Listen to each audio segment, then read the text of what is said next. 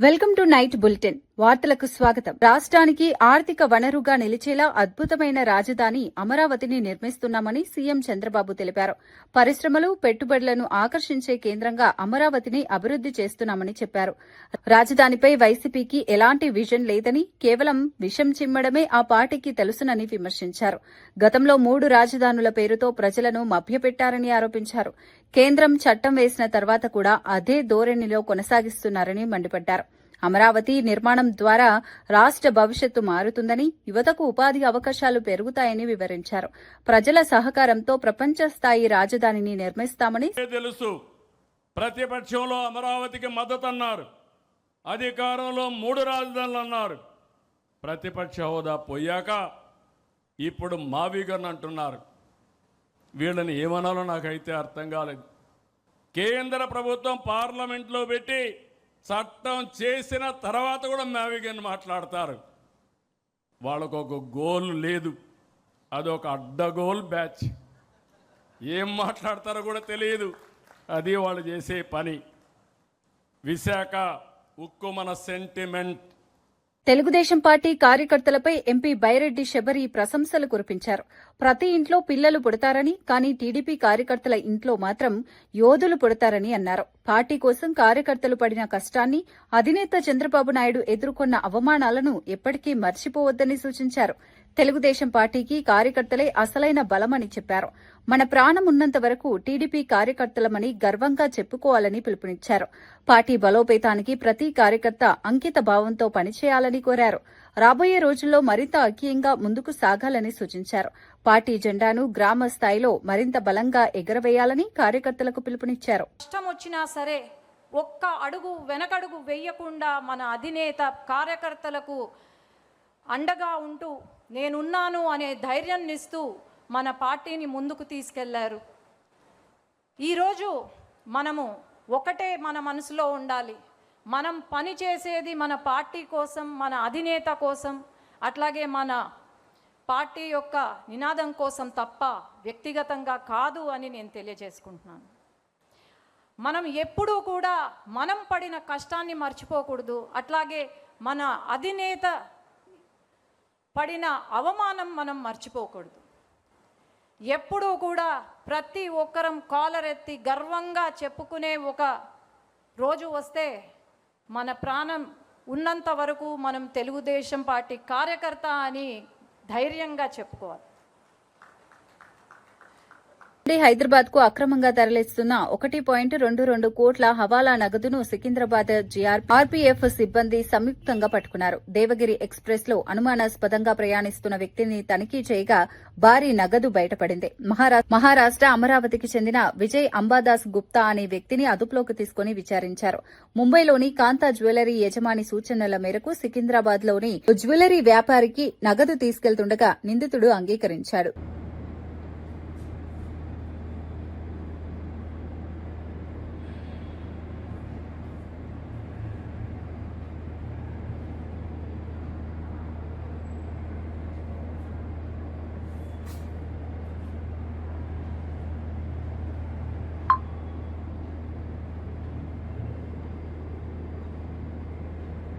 మారుతున్న వాతావరణ పరిస్థితులతో రాష్ట్రంలో ఎండల తీవ్రత అధికంగా ఉంటోందని అధికారులు హెచ్చరిస్తున్నారు. ముఖ్యంగా రైతులు, గిగ్ వర్కర్స్, ఆటో డ్రైవర్లు, క్యాబ్ డ్రైవర్లు, బహిరంగ ప్రదేశాల్లో పనిచేసేవారు ఎండల పట్ల అత్యంత అప్రమత్తంగా ఉండాలని సూచించారు.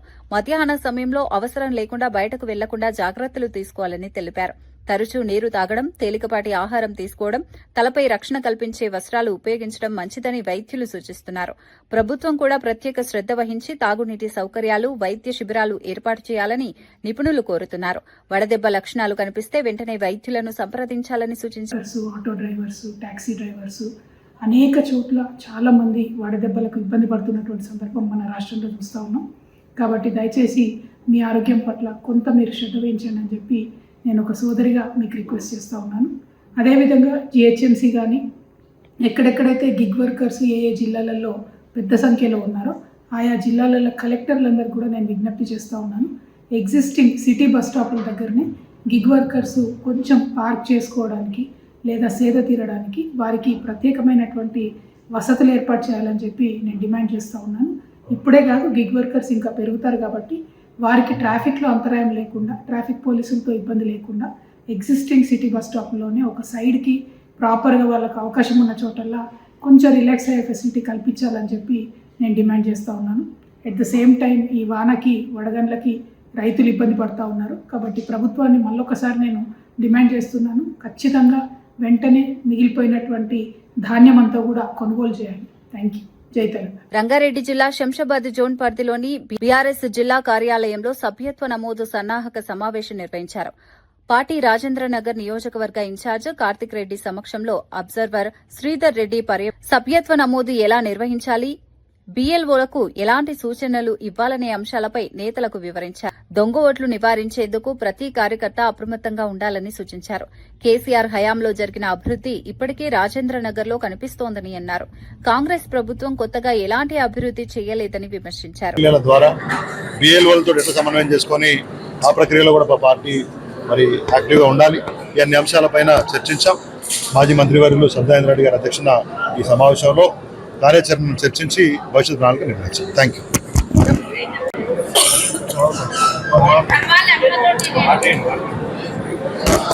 ఈరోజు బూత్ లెవెల్ ఇన్ఛార్జెస్తో మీటింగ్ పెట్టుకోవడం జరిగింది. సమన్వయ కమిటీ అధ్యక్షులతో పార్టీ ఇచ్చిన డైరెక్షన్, గౌరవనీయులు కేసీఆర్ గారు ఇచ్చిన డైరెక్షన్తో మెంబర్షిప్. రేవంత్ రెడ్డి 2.5 పాలనలో ఒక్క నోటిఫికేషన్ కూడా రాక నిరుద్యోగ యువత కంటతడి పెడుతోందని బీఆర్ఎస్ నాయకుడు రాకేష్ రెడ్డి విమర్శించారు. దిల్సుఖ్ నగర్ దిక్కులేని వాళ్ల నగర్ గా మారిపోయిందని, అశోక్ నగర్ శోక సంద్రంగా మారిందని అన్నారు. నిరుద్యోగుల సమస్యలను పట్టించుకోకుండా ప్రభుత్వం నిర్లక్ష్యంగా వ్యవహరిస్తోందని మండిపడ్డారు. కేసీఆర్ హయాంలో ఇచ్చిన నోటిఫికేషన్లను తామే ఇచ్చినట్లు కాంగ్రెస్ ప్రభుత్వం ప్రచారం చేసుకుంటోందని ఆరోపించారు. ఉద్యోగాల కోసం ఎదురు చూస్తున్న యువత తీవ్ర నిరాశలో ఉన్నారని చెప్పారు. ఎన్నికల హామీలను అమలు చేయకుండా ప్రభుత్వం కాలయాపన చేస్తోందని విమర్శించారు. ఒక్క నోటిఫికేషన్ వచ్చిందా? కేసీఆర్ గారు ఇచ్చినటువంటి నోటిఫికేషన్ పట్టుకొని నిన్నే ఇచ్చిన అంటావు. మంది పెళ్లిలకు మంగళారతులు పట్టమంటే ఫస్ట్ ఉంటాడు రేవంత్ రెడ్డి. మేము గ్రామాల నుంచి వచ్చినటువంటి వాళ్ళం. గ్రామాల్లో ప్రతి ఊర్లో కొంతమంది ఉంటారు. ఎవరి పెళ్లి భరత్ అయినా కూడా వాడు పోయి అక్కడ డాన్స్ చేస్తాడు. అట్లనే ఉన్నది రేవంత్ రెడ్డి గారి వ్యవహారం కూడా. నోటిఫికేషన్ ఇచ్చింది కేసీఆర్ గారు, పరీక్ష నిర్వహించింది కేసీఆర్ గారు, ఫలితాలు ఇచ్చింది కేసీఆర్ గారు. నువ్వు నియామక పత్రం ఇచ్చి నేనే ఇచ్చినా, మా కాంగ్రెస్ పార్టీ ఇచ్చింది, మా కాంగ్రెస్ ప్రభుత్వం ఇచ్చిందని డప్పు కొట్టుకోవడానికి సిగ్గు లేదా రేవంత్ రెడ్డి గారు అని చెప్పి ఈ సందర్భంగా నేను సూటిగా ప్రశ్నిస్తా ఉన్నా. ప్రొఫెసర్ నాగేశ్వరరావుపై నమోదైన కేసులను వెంటనే ఉపసంహరించుకోవాలని కాంగ్రెస్ బహిష్కృత నేత బక్క జడ్సన్ డిమాండ్ చేశారు. లేని పక్షంలో ఏపీ మంత్రి నారా లోకేష్ హైదరాబాద్ లో ఎలా తిరుగుతారో చూస్తామని హెచ్చరించారు. తెలంగాణ ప్రజలపై మరోసారి ఎఫ్ఐఆర్ నమోదు చేస్తే మర్యాదగా ఉండదని AP deputy CM Pawan Kalyan కు స్పష్టం చేశారు. ఆంధ్ర పోలీసులు తెలంగాణకు వచ్చి కేసులు నమోదు చేయడాన్ని ఆయన తీవ్రంగా తప్పుబట్టారు. దీనికి తెలంగాణ హోంమంత్రి ఎలా అనుమతి ఇస్తారని ప్రశ్నించారు. ఏ విధంగా తిరుగుతారు బాస్? తెలంగాణకు పోలీసులు ఏ విధంగా వస్తారు? అరెస్టు వారెంట్ పట్టుకొని ఏ విధంగా వస్తారు? మేము చేతగాని వాళ్ళమా? చేతు గాజులు వేసుకున్నామా? మిస్టర్ రేవంత్ రెడ్డి దగ్గర హోంశాఖ మంత్రి ఉన్నది. ఏ విధంగా నువ్వు అనుమతిస్తున్నావు? ఈ కాంచెలు వారెన్లతో ఆంధ్రకేర్ వాళ్ళ పోలీసులు వస్తే అరెస్ట్ చేసి లోపడేసి పడేయాలి. వాళ్ళని జైల్లో పెట్టాలి. ఎట్లెట్లు వస్తారు? తమాషా చేస్తుండ్రా ఇక్కడ? తమాషా చేస్తుండ్రా ఇక్కడ? ఇదే ఆఖరి ఎఫ్ఐఆర్ కావాలి, ఇదే లాస్ట్ ఎఫ్ఐఆర్ కావాలి. ఇంకోసారి ఎఫ్ఐఆర్ అయితే మామూలు కూడా చెప్తున్నా, పవన్ కళ్యాణ్ చెప్తున్నా, ఖబర్దార్ అని చెప్తున్నా, హెచ్చరిస్తున్నా, రిక్వెస్ట్ ఇస్తున్నా. బొంగుదింగ్ ఎవరి చేయడు ఇక్కడ. నువ్వు చేసి చూడు, ఇక్కడ అరెస్ట్ చేసి చూడు, కుక్క మీద కాలు తొక్కుతా నా కొడకల్లారా. జై తెలంగాణ, అమరవీరులకు జోహార్లు. బీఆర్ఎస్ నాయకుడు బాల్కా సుమన్ చేసిన బెదిరింపు వ్యాఖ్యలకు కాంగ్రెస్ పార్టీ కానీ రాష్ట ప్రభుత్వం కానీ భయపడదని టీజీఎల్డీఏ కార్పొరేషన్ చైర్మన్ చరణ్ కౌశిక్ యాదవ్ స్పష్టం చేశారు. తెలంగాణలో అలజడి సృష్టించేందుకు, శాంతి భద్రతలకు విఘాతం కలిగించేందుకు బాల్కా సుమన్ సింగరేణి కార్మికులను, రైతులను రెచ్చగొట్టే ప్రసంగాలు చేస్తున్నారని మండిపడ్డారు. రైతులు, సింగరేణి కార్మికుల కోసం గత బీఆర్ఎస్ ప్రభుత్వం ఏం చేసిందో చెప్పాలని డిమాండ్ చేశారు. కాంగ్రెస్ ప్రభుత్వం అమలు చేస్తున్న సంక్షేమ పథకాలపై చర్చించేందుకు సిద్దంగా ఉన్నామని తెలిపారు. సింగరేణి భవన్ కాల్చేయండి అని చెప్పేసి ఏకంగా తెలంగాణ రాష్ట్రంలో సింగరేణి కార్మికులను, రైతులను రెచ్చగొట్టే ప్రసంగాలు వారు చేస్తా ఉన్నారు. వారి వ్యాఖ్యలు తీవ్రంగా ఖండిస్తూ పార్టీ క్యాడర్ సింగరేణి కార్మికులకు రెచ్చగొట్టిన బాల్క సుమన్ మీద ఖచ్చితంగా ప్రభుత్వం చర్యలు తీసుకుంటది. ఖచ్చితంగా తెలంగాణ సమాజం గమనిస్తున్నారు. బీఆర్ఎస్ పార్టీలో ఉన్నటువంటి నాయకులు ఏ విధంగా బట్టగాల్చి తెలంగాణ రాష్ట్రంలో లేని సమస్యలు ఉన్నట్టుగా క్రియేట్ చేసే ప్రయత్నం వారు చేస్తా ఉన్నారు. అదే కాకుండా తెలంగాణ బొగ్గుగని కార్మిక సంఘం మీటింగ్ లో వారు మాట్లాడుతూ మనం ప్రభుత్వానికి వ్యతిరేకంగా ధర్నాలు కావచ్చు రాస్తారోకాలు చేస్తే రైతులు రోడ్ల మీదకి రావడం లేదు. హైవేల దిగ్బంధం చేస్తే 5 మంది మాత్రమే రైతులు స్వచ్ఛందంగా వచ్చారు. మన పార్టీకి సంబంధించినటువంటి 60-70 మంది నాయకులు వచ్చారని చెప్పేసి వారే మాట్లాడుతా ఉన్నారు. అదే కాకుండా సోషల్ మీడియాలో కావచ్చు, ప్రెస్ మీట్లు కాదు, మనం మిలిటెంట్ యాక్టివిటీ చేస్తే తప్ప తెలంగాణ సమాజంలో బీఆర్ఎస్ పార్టీ ఎవరు ఆదరిస్తారని చెప్పేసి వారే ఒప్పుకున్నారు. అదే కాకుండా ఇట్లాంటి రైలు పట్టాలు కావచ్చు, సింగరేణి భవన్ కాల్ చేస్తే 45 రోజులకు మించి మనం జైల్లో ఉండమని చెప్పేసి తెలంగాణ రాష్ట్ర ప్రజలను తప్పుదారి పట్టించే ప్రయత్నం బాల్క సుమన్ చేస్తా ఉన్నారు. బాల్క సుమన్ వ్యాఖ్యలను తీవ్రంగా ఖండిస్తూ తెలంగాణ రాష్ట్రంలో రైతాంగానికి సంబంధించి కేసీఆర్ గారి ప్రభుత్వంలో 10 సంవత్సరాలు చేయింది తెలంగాణ రాష్ట్రంలో కాంగ్రెస్ ప్రభుత్వం చేసింది. దేశంలో ఏ రాష్ట్రంలో రైతాంగానికి ఇంత పెద్ద స్థానిక సంస్థల ఎన్నికల్లో వైసీపీ జెండా ఎగరవేయాలని మాజీ సీఎం వైఎస్ జగన్ పార్టీ శ్రేణులకు పిలుపునిచ్చారు. చంద్రబాబు అధికార దుర్వినియోగానికి పాల్పడిన నియోజకవర్గ ఇన్ఛార్జీలు కార్యకర్తలకు అండగా నిలవాలని సూచించారు. స్థానిక సంస్థల అభ్యర్థులకు అన్ని విధాలుగా సహకరించాలని కోరారు. ఎలాంటి ఇబ్బందులు ఎదురైనా పార్టీ కోసం కట్టుబడి పనిచేయాలని కార్యకర్తలకు దిశానిర్దేశం చేశారు. చంద్రబాబు ఎన్ని కుట్రలు చేసినా వైఎస్సార్ కాంగ్రెస్ పార్టీ జెండా ఎగరాల్సిందేనని స్పష్టం చేశారు. గ్రామస్థాయి నుంచి పార్టీని బలోపేతం చేయాలని, ప్రతి కార్యకర్త ప్రజల్లో ఉండి పార్టీ సిద్ధాంతాలను తీసుకెళ్లాలని జగన్ పిలుపునిచ్చారు. నన్ను ఓడించడానికి ఎంత చేసినా కూడా నా ఎమ్మెల్యే క్యాండిడేట్ నన్ను విడవలేదు, నాకు అండగా తోడుగా నిలబడ్డాడు అన్నది ప్రతి కార్యకర్తకు అనిపించాలి. ఆ విధంగా మీరు కార్యకర్తల మనసులు గెలుచుకునే కార్యక్రమం ఈ ఎన్నికల ద్వారా జరగాలి. ఎప్పుడైనా గుర్తుపెట్టుకోండి, కార్యకర్తకు సంబంధించిన ఎన్నికల్లో మీరు కార్యకర్తకు తోడుగా ఉంటే రేపొద్దున మీ ఎన్నికల్లో అదే కార్యకర్తలు మీకు తోడుగా ఉంటారు అన్నది మాత్రం ఎవరు మర్చిపోవద్దండి. ఇది చాలా ఖచ్చితంగా నేను చెప్తా ఉన్నా. చంద్రబాబు నాయుడు గారు అనే వ్యక్తి ఎన్ని కుట్రలు చేసినా, ఎంతగా ఇబ్బందులు పెట్టినా కూడా ఖచ్చితంగా స్థానిక సంస్థల ఎన్నికల్లో ప్రతి చోట వైఎస్ఆర్ కాంగ్రెస్ పార్టీ తరఫున జెండా ఎగరేయాలి. ఇది మాత్రం ప్రతి ఒక్కరూ గుర్తుపెట్టుకోవాలి. బీఆర్ఎస్ నాయకుడు బాల్కా సుమన్ పై ప్రభుత్వ విప్లో అద్దంకి దయాకర్, బల్మూరి వెంకట్ డీజీపీ సివి ఆనంద్ కు ఫిర్యాదు చేశారు. బాల్కా సుమన్ కుట్రపూరితంగా రెచ్చగొట్టే వ్యాఖ్యలు చేశారని, ఆయనపై వెంటనే చర్యలు తీసుకోవాలని విజ్ఞప్తి చేశారు. ప్రభుత్వ రంగ సంస్థలకు నష్టం కలిగించేలా, ప్రజలను రెచ్చగొట్టేలా ఆయన వ్యాఖ్యలు ఉన్నాయని ఆరోపించారు. ఈ వ్యాఖ్యలు వ్యక్తిగతంగా చేశారా లేక పార్టీ తరపున చేశారా అన్నది బీఆర్ఎస్ పార్టీ స్పష్టం చేయాలని డిమాండ్ చేశారు. బాల్కా సుమన్ వ్యాఖ్యలకు సంబంధించిన వీడియోలు, పత్రికల్లో ప్రచురితమైన క్లిప్పింగ్లను కూడా ఫిర్యాదుకు జతచేశారు. కనీసం ఆత్మ పరిశీలన చేసుకునే అవగాహన కూడా వాళ్ళకు లేదు. ఫ్యాబ్రికేటెడ్ అయితే దాన్ని ఎట్లా ఏ ల్యాబ్ పంపించి చేయాలి. నేను అనలేదు అని తప్పించుకోవడం అంటేనే తుర్రుమని పారిపోవడం. దమ్ముంటే నేను అన్నా అని చెప్పి అన్నోడు అనాలి. అది ధైర్యము, అది నాయకుని యొక్క లక్షణం అనేదని ఆయన మాట్లాడిన ప్రపంచాన్ని ఉద్దేశించి మాట్లాడిన వీడియోలనంటే ఒక్క నిమిషం తీసి చేస్తున్నట్టు. మీ యూట్యూబ్కి మీరు టీఆర్ఎస్ పార్టీ యూట్యూబ్ ఉంటుంది కదా, దాంట్లో తీసి మొత్తం పెట్టు నువ్వు మాట్లాడింది. కనీసం పబ్లిక్ని అడ్రస్ చేసేటప్పుడు ఏ విధంగా మనం ప్రజల గురించి మాట్లాడాలని నేర్చుకోవాలి. అది కూడా తరీకా లేకుండా అట్లాంటి వాళ్ళని మిమ్మల్ని ఎంపీలను, మంత్రులను, మళ్ళీ ఎమ్మెల్యేలు చేసిన చరిత్ర కేసీఆర్. అందుకని కేసీఆర్ అంతా కేసీఆర్ అంటున్నా. అందుకనే ఈ బ్రాండ్ అంతా తయారు చేసి ఏమంటాం దీన్ని, ఏం బ్రాండ్, ఏం గ్యాంగ్ అనాలి వీళ్ళను.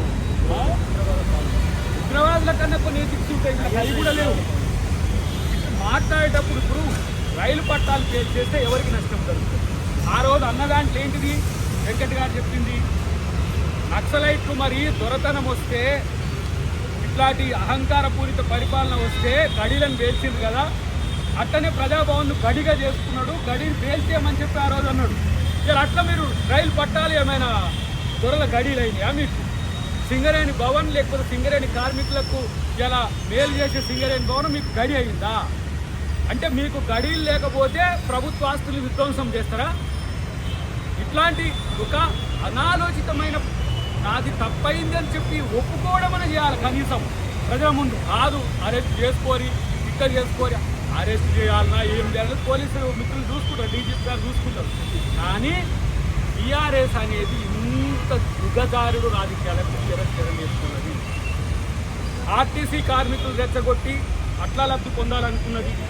కానీ ప్రభుత్వానికి కట్టుబడి ఉన్నది కాబట్టి ముందు నుంచే ఉన్నది. దాంట్లో కొంతమంది రెచ్చగొట్టింది. పాపం మిత్రుడు శంకర్ గౌడ్ గారు మరి లేకపోయిండ్రు మన మధ్యన. కానీ ఆయన ఆవేశానికి మీరే కారణం. అంతకుముందు ఆర్టిజన్స్ ఎలక్ట్రిసిటీ ఆర్టిజన్స్ అయితే మేమే దాన్ని పరిష్కరించినాం బట్టి గారితో కలిసి. తర్వాత ముఖ్యమంత్రి గారు వీళ్ళు ఇట్లా ఏంది ఉన్మాదులుగా వస్తున్నారని చెప్పేసి డిఎన్జిఓస్ డీజీఓస్ని పిలిచి మాట్లాడుతున్నాడు. టీఆర్సీలకు మాకు సంబంధించి అన్ని చెప్తున్నాడు. ఇది కాకపోతే ఇంకొకటి, ప్రతి చిన్న అంశాన్ని భూతద్దంలో పెట్టి పొద్దుగాల 10 గంటలకోడు, 12 గంటలకోడు, 4 గంటలకొకడు, 6 గంటలకొకడు, ఇంకా వదలరారా తెలంగాణ మీరు? ఇంకా మిమ్మల్ని కొట్టి బండకేసి బాధి ఫామ్ హౌస్లో పెట్టినాక కూడా ఇంకా లేచి ఆడుతున్నారు. ఎవరు నమ్ముతారు మిమ్మల్ని? ఆయన ఓ పెద్ద స్టైల్గా ఏదో మాట్లాడుతూ ఉన్నాడు కేటీఆర్ అంతా. మీరు ఎంత మాట్లాడినా బహుళ్ళ కంటే ఎక్కువ మిమ్మల్ని ఎవరు పట్టించుకోరు అనే విషయం గుర్తుపెట్టుకోండి. కానీ ముఖ్యమంత్రి గారికి మీ ద్వారా ఒక విజ్ఞప్తి, ఇలాంటి మాటల వల్ల ప్రజల్లో ఒక శంక వస్తుంది. ప్రభుత్వం సీరియస్గా ఉండాలనేది వస్తుంది కాబట్టి ముఖ్యమంత్రి గారే హోంమంత్రి గారు కాబట్టి తగు చర్యలు తీసుకోవాలని చెప్పి విజ్ఞప్తి చేస్తున్నాం. మేము విప్పులము ఎమ్మెల్సీలము కాదు, అంతకంటే ముందు తెలంగాణ ఉద్యమకారులం. తెలంగాణ ఉద్యమంలో మీరు చేసిన విధ్వంసాలకు బాధ్యత వహించి కన్విన్స్ చేసి సమన్వయం చేసిన వాళ్ళం. జేఏసీలో మీరు చేసే తప్పులకు ట్యాంక్ బండ్ మీద ఎవడు కూడా విగ్రహాలు కూలగొట్టమని చెప్పలే. కానీ ఎవడు చేసిండో అంత మాకు తెలుసు. కానీ అది కడుపులో దాచుకున్నాం. కానీ తెలంగాణ మీద కూడా ఇలాంటి విధ్వంసం చేస్తాం, తెలంగాణలో కూడా ఇట్లాంటి క్రియేట్ చేస్తాం అని చెప్పి హెచ్చరిస్తే దానికి తగిన మూల్యం ఉండాల్సిన అవసరం ఉన్నది. కేసీఆర్ చేసిన తప్పులన్నీ ఎవరు?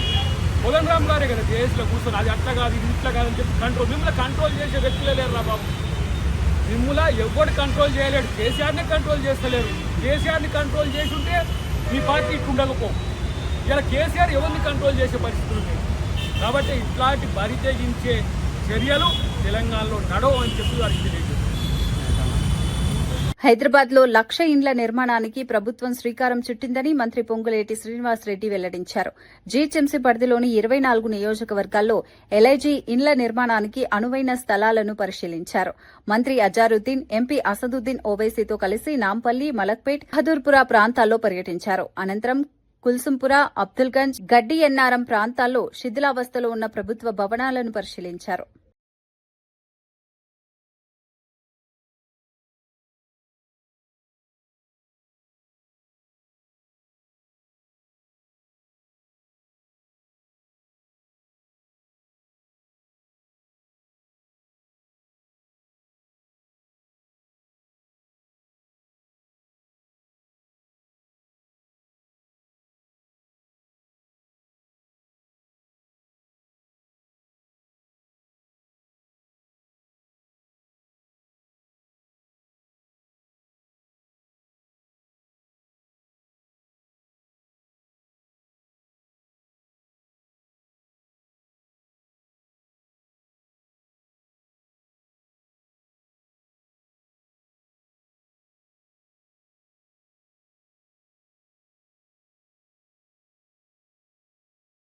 టీఆర్ఎస్ నేత మాజీ ఎమ్మెల్యే బాల్కా సుమన్ రెచ్చగొట్టే వ్యాఖ్యలు చేశారంటూ కాంగ్రెస్ నేతలు పోలీసులకు ఫిర్యాదు చేశారు. ఖైరతాబాద్ జిల్లా కాంగ్రెస్ కమిటీ అధ్యకుడు మోతా రోహిత్ ముద్దిరాజు పార్టీ కార్యకర్తలతో కలిసి అబిడ్స్ పోలీస్ స్టేషన్లో ఫిర్యాదు చేశారు. బాల్కా సుమన్ వ్యాఖ్యలు రాష్ట్రంలో శాంతి భద్రతలకు విఘాతం కలిగించేలా ఉన్నాయని ఆరోపించారు. ప్రజలను రెచ్చగొట్టి చట్టవిరుద్ద చర్యలకు ప్రేరేపించేలా మాట్లాడారని అన్నారు. ఇటువంటి వ్యాఖ్యలను ప్రభుత్వం తీవ్రంగా పరిగణించాలని కోరారు. బాల్కా సుమన్పై వెంటనే కేసు నమోదు చేసి అరెస్టు చేయాలని డిమాండ్ చేశారు. రాష్ట్రంలో ఉద్రిక్త పరిస్థితులు సృష్టించే ప్రయత్నాలను అరికట్టాలని కాంగ్రెస్ నేతలు కోరారు.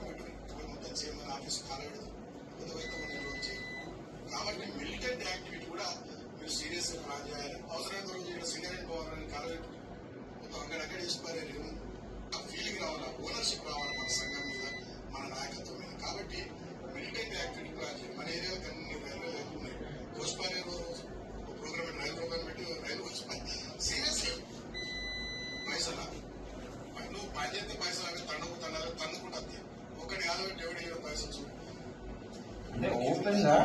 మనము ప్రభుత్వ ఆస్తులు ధ్వంసం చేస్తే ప్రైవేట్ వాళ్ళు కూడా భయపడి డబ్బులు ఇస్తారు అని చెప్పేసి ఓపెన్ గా పబ్లిక్ ప్లాట్ఫామ్ లో చెప్తున్నాడు. గవర్నమెంట్ ఆఫీసెస్ ని డిస్ట్రాయ్ చేయాలని చెప్పి చెప్తున్నాడు. సో వీటి మీద ఇప్పుడు ఇట్లా ఎంకరేజ్ చేసుకుంటూ పోతే యాక్షన్ తీసుకోకపోతే పబ్లిక్ కూడా ప్రొవోక్ అవుతారు. కాబట్టి వెంటనే తను యాక్షన్ తీసుకోవాలని చెప్పేసి నేను కంప్లైంట్ చేయాలనుకుంటున్నాను సార్. మా Hyderabad district Congress complaint team sir.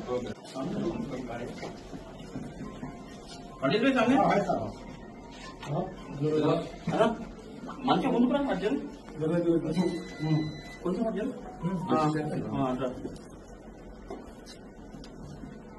ఒక ఎమ్మెల్యేగా పనిచేసినోడు, ఒక ఎంపీగా పనిచేసినోడు నిన్న వాళ్ళ కార్మిక నాయకులను ఉద్దేశించి మాట్లాడుకుంటా, మీరు ఇట్లా సోషల్ మీడియాలో పనిచేస్తే తగదు, మిలిటెంట్స్ లాగా పనిచేయాలి, సింగరేణి భవన్ తలగబెట్టాలి, జీఎం ఆఫీస్ తలగబెట్టాలి,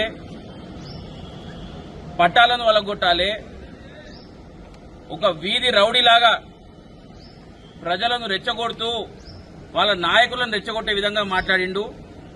ఈ సభ్య సమాజం తల దించుకునే విధంగా బాల్కా సుమన్ మాట్లాడిండు. ఇంకొక ముఖ్యమైన విషయం, తెలంగాణ రాష్ట్ర సాధన కోసం చేసినటువంటి ఉద్యమం చాలా పవిత్రమైనటువంటి ఉద్యమం.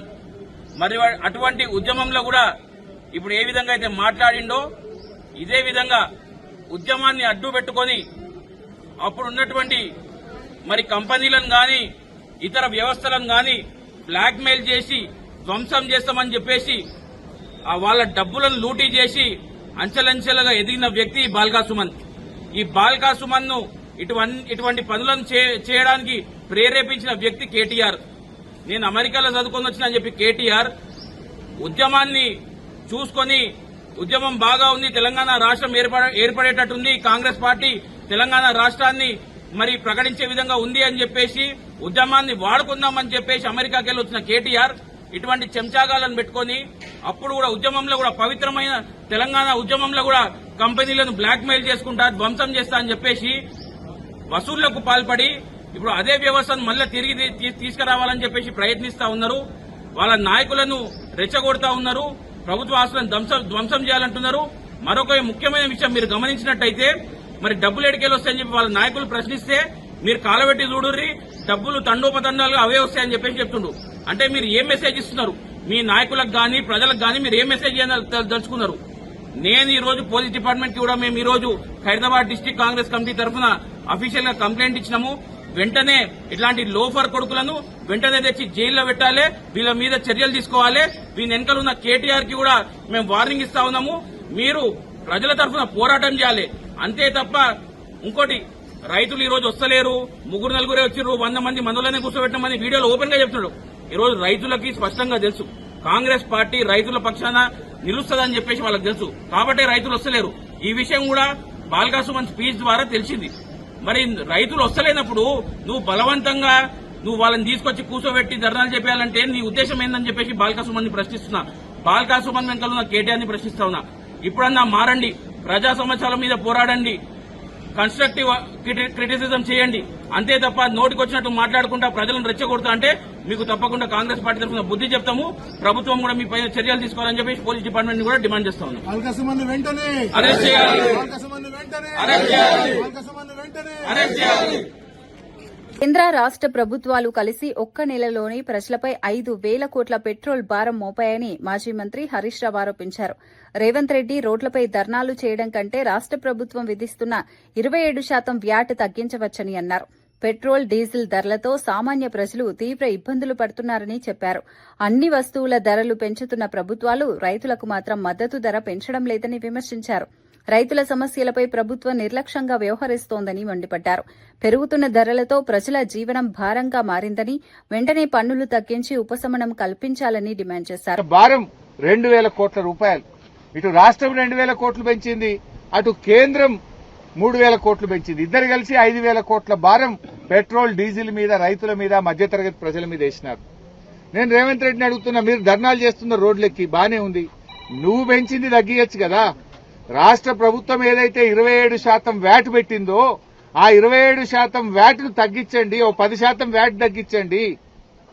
ఇలా రైతులకు భారం పెరుగుతుంది. రేపు ట్రాక్టర్ దున్నాలంటే నిన్నటిదాకా ఒక కిరాయి ఉంటుంది, రేపు 200 కిరాయి పెరుగుతుంది.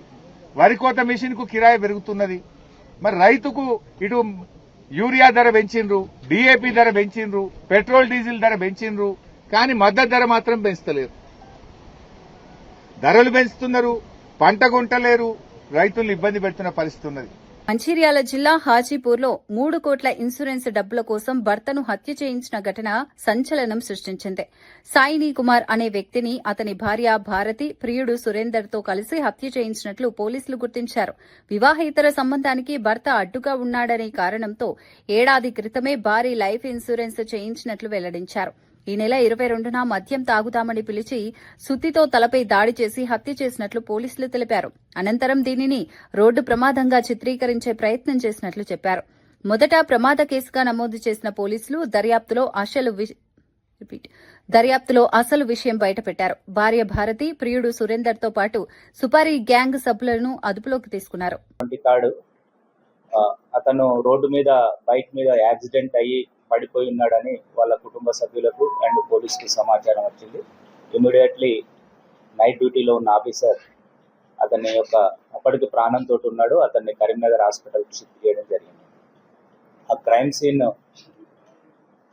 పరిశీలించి inspector Ravinder and SI Kiran Kumar చూసిన తర్వాత ఆ కేసు పట్ల కొద్దిగా అనుమానాస్పదం ఉండే.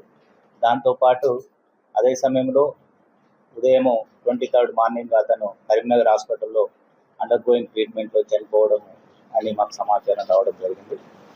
విచారణ చేసి మృతుని యొక్క తల్లి కాంప్లైంట్ ఇచ్చింది.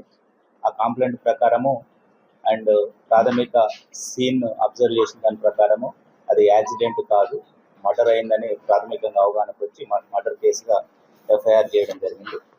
దానిలో భాగంగా ఏసీపీ మంచిర్యాల ప్రకాష్ ఆధ్వర్యంలో దాదాపు 4 టీమ్స్, ఒక CCTV cameras checking teams and technical evidences teams, human intelligence మృతుని విలేజ్లో ఉన్న విషయాల గురించి అండ్ డాక్యుమెంటేషన్ టీమ్స్ 4 టీమ్స్ ఏర్పాటు చేసి ఈరోజు ఈ కేసుని డిటెక్ట్ చేయడం జరిగింది. ఈ డీటెయిల్స్ ఏంటంటే మృతుడు సాయిని కుమార్, తండ్రి పేరు సత్తయ్య, ఇతను గుడిపేట R&R కాలనీలో ఉంటారు. ఇతనికి భార్య, 2 పిల్లలు ఉన్నారు. ఇతని భార్య